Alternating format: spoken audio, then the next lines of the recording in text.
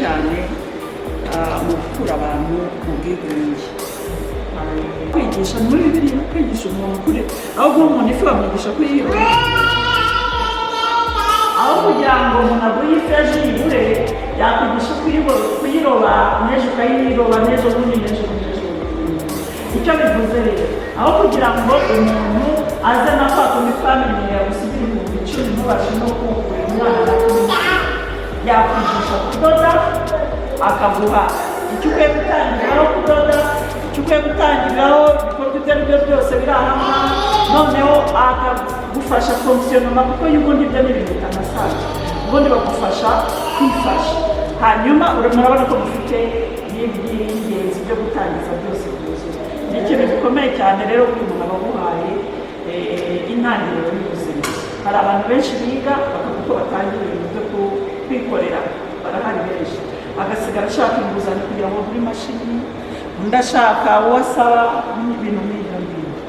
Mwarakoze rero kwibumbira mu matsinda, turashimira abafatanyabikorwa bazanye ibi bikorwa, mudushimirire n'abandi mutazanye, turashimira n'ababahurije hamwe mu matsinda, abigishije abantu kudoda.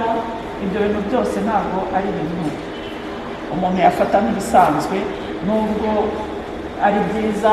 Intero ni imwe mu gihugu cyacu, nk'uko umukuru w'igihugu cyacu adukangurira cyane cyane kwegera abantu bababaye kuruta abandi. Ni byiza yuko ari abafatanyabikorwa, ari ababigishije, ari abashyize mu matsinda. Ibyo byafashije ibyo byiciro, ni ibintu byo kwishimira cyane. Kugira ngo rero nabafate umwanya, nanjye mfite akandi kazi, ndagira ngo mbasabe. Kimwe ndagisaba abagiye kubona ibi bikoresho, ikindi ndagisaba abafatanyabikorwa, ikindi gisaba abayobozi, nanjye ndi bitatu. Icya mbere nsaba abantu bagiye kubona ibi bikoresho harimo kubifata neza.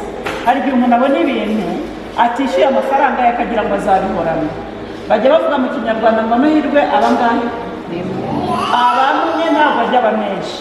Aya mahirwe muyabyaze umusaruro, ibikoresho mubifate neza, akangiritse mugasane, ntuzemere ko iki gikoresho kigupfira ubusa.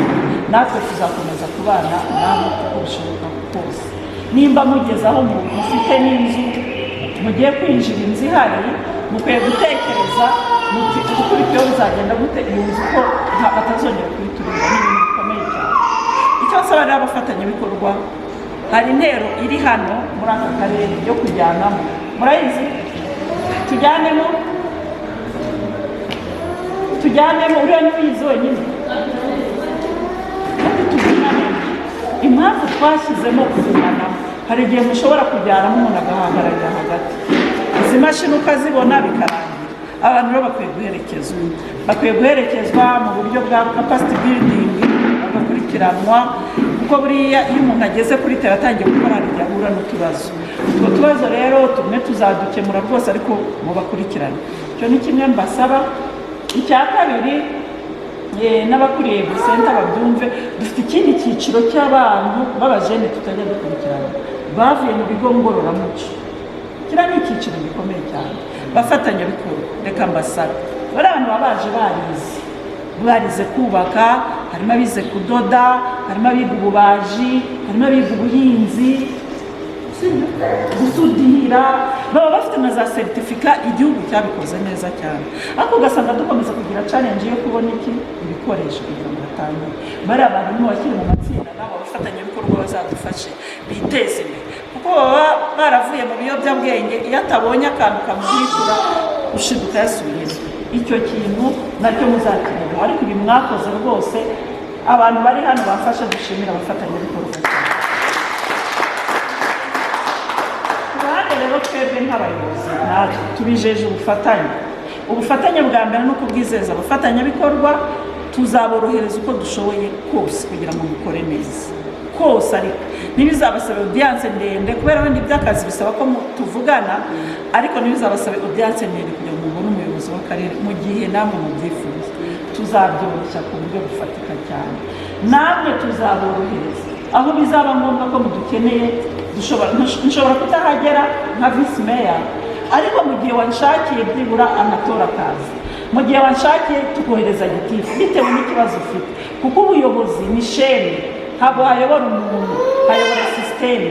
Tuzabageraho rero mu izina ry'umuntu uwo ari we wese, haza n'umuyobozi w'akarere, nabyo birashoboka, ariko twakohereza mu gihe wagize ikibazo byo ntabwo yabura.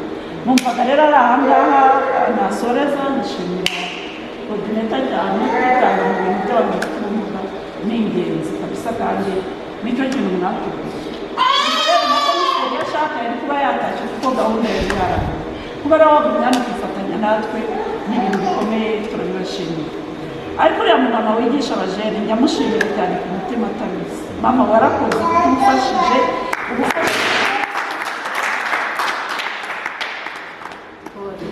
Inosa rero nawe amaze kugira ibiroresho, tukagenda kwicara hano kandi muzabe kubiterana gato murashimira, dufite umusaruro wabivuyemo, dufite abantu batanga ubuhamya, tubasura iwabo, hanyuma tubishyire no mu mihigo yacu, murabizi ko tutariza. Ubundi rero tujyane ariko tugire gute umunani. Murakoze cyane.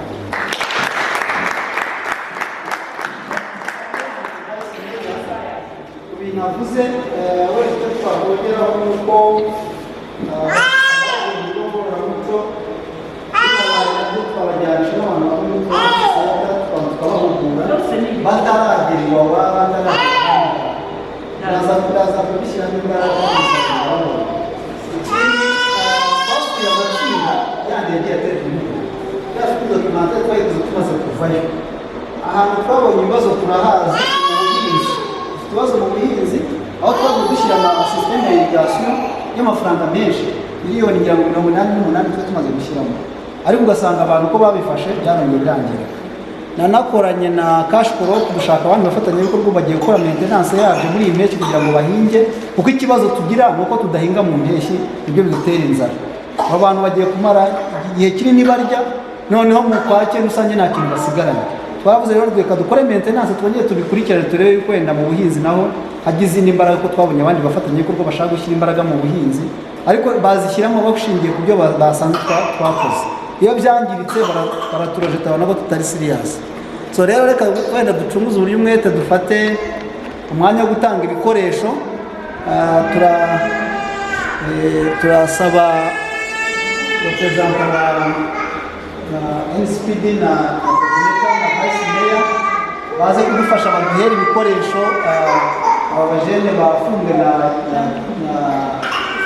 Gishari bigishwe mu mwuga wo gukora inkweto. Ndumva